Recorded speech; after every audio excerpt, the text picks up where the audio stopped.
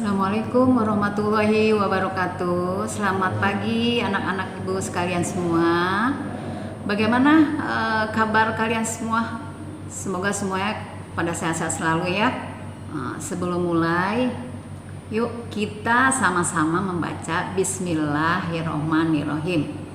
Bismillahirrohmanirrohim. Alhamdulillah, kita panjatkan puji syukur kehadirat Allah Subhanahu wa Ta'ala, karena walaupun dalam kondisi yang penuh keterbatasan ini, kita masih bisa dapat bertatap muka, walaupun secara virtual. Untuk apa? Untuk melakukan pembelajaran secara jarak jauh, ya, anak-anak.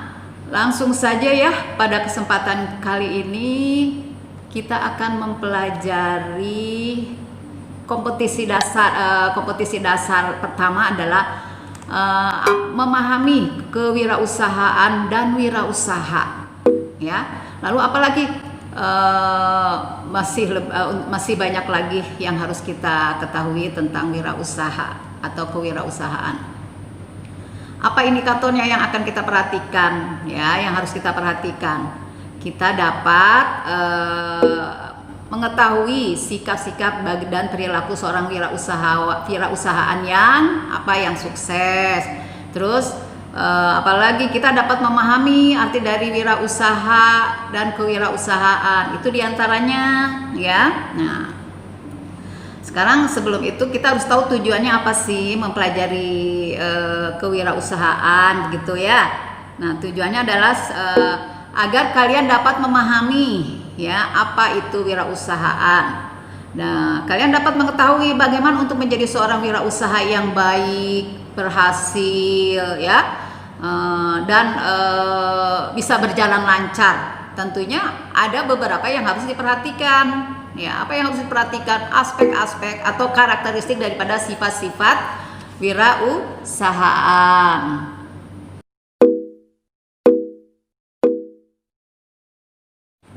Lanjut ya anak-anakku. Untuk seorang wirausaha itu bagaimana seorang wirausaha itu akan berhasil, yang tadi ibu katakan tadi ya, yaitu bagi seorang wirausaha itu harus mempunyai sifat-sifat tertentu. Nah, sifat-sifat itu adalah merupakan suatu karakteristik dari seorang wirausaha. Ada beberapa item yang harus diperhatikan bagi seorang wirausaha. Contohnya satu adalah kemampuan, ya, kemampuan mengenali peluang. Peluang itu apa sih, Bu? Peluang itu kesempatan, ya. Kesempatan yang dalam hal ini apa? Hal yang penting yang harus diberikan. Kesempatan apa? Kesempatan untuk mengembangkan usaha. Bagaimana caranya? Yaitu bagi seorang wirausaha harus bisa melihat ke masyarakat umum. Melihat ke masyarakat umum. Masyarakat umum apa nih yang benar-benar diperhatikan oleh masyarakat umum? Misalnya kita ambil contoh di lingkungan sekolah. Tentunya di lingkungan sekolah bagi seorang pelajar, apa yang dibutuhkan bagi seorang pelajar untuk zaman-zaman sekarang ini, ya. Mayoritas seorang pelajar itu butuh apa? Itu kita bisa lihat. Nah, lihat kesempatan itu. Apa yang akan kita perbuat dengan kondisi seperti itu, dengan keadaan seperti itu bagi anak sekolah, yang apa yang akan dibutuhkan bagi anak sekolah zaman sekarang ini, ya. Jadi melihat kesempatan dan mempergunakannya dengan seksama dan baik. Itu seperti itu anak-anakku sekalian, ya. Terus yang keduanya apa? Yang keduanya itu adalah berani mengambil resiko. Apa sih, Bu, berani mengambil resiko gitu ya? Risikonya itu berarti didukung oleh komitmen seseorang. Seorang siapa? Seorang pengusaha, ya. Risikonya apa? Apapun yang akan terjadi nanti, misalkan dia mau berwirausaha, dia harus mempunyai komitmen yang bagaimana, ya.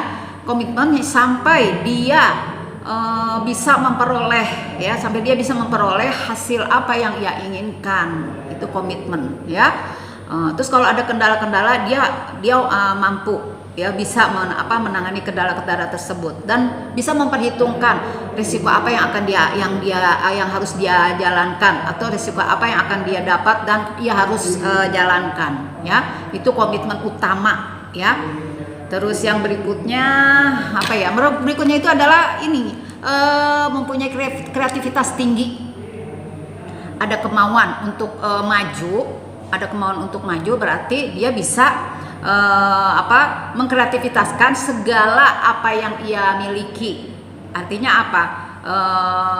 Usaha untuk membuka usaha itu misalnya ada yang sudah membuka tapi dia untuk membuka lagi apa nih? Kembangkan aja usaha kreativitas itu, ya. Semangat tinggi. Kalau mempunyai semangat berarti kreativitas akan berjalan, ya. Di antaranya seperti itu, kreativitas tinggi. Ada lagi untuk menjadi seorang pengusaha wirausaha yang baik, memiliki kemampuan berinovasi.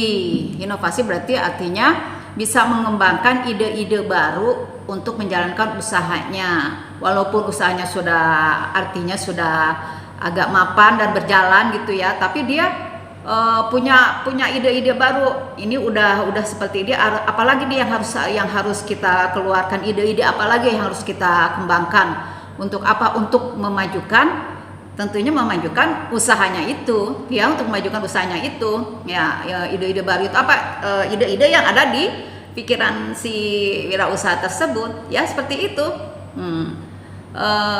Berikutnya ada lagi, agar wirausaha berhasil, sukses, berjalan baik, ya, apalagi yaitu selalu komitmen dengan dalam pekerjaan, terus memiliki etos kerja tinggi dan bertanggung jawab tentunya, ya. Itu bertanggung jawab terhadap apa?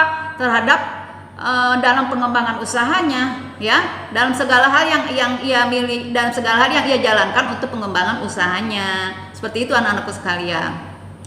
Ada lagi, Bu, ada mempunyai jiwa kepemimpinan, ya, mempunyai jiwa kepemimpinan, ya, punya sifat kepemimpinan, mempunyai loyalitas tinggi, ya, mempunyai inovasi tinggi, mempunyai kreativitas, ya. Dia selalu menonjolkan kreativitas tinggi, ya, dan selalu ingin berbeda dengan yang lain. Artinya berbeda dengan yang ingin yang lebih baik dari yang lain, seperti itu. Mempunyai jiwa kepemimpinan. Begitu anak-anakku sekalian. Nah, ada terakhir nih, yang terakhir harus diperhatikan, ya, mandiri. Mandiri artinya apa? Artinya tidak tergantung kepada orang lain. Dalam hal apa? Ya, dalam hal kemampuan kreativitas itu, mengembangkannya ide sendiri dan pikirannya itu sendiri dikembangkan oleh beliau. Dia menciptakan ide-ide, mengembangkan ide-ide sendiri, itu dikembangkan oleh beliau tanpa harus bergantung kepada orang lain.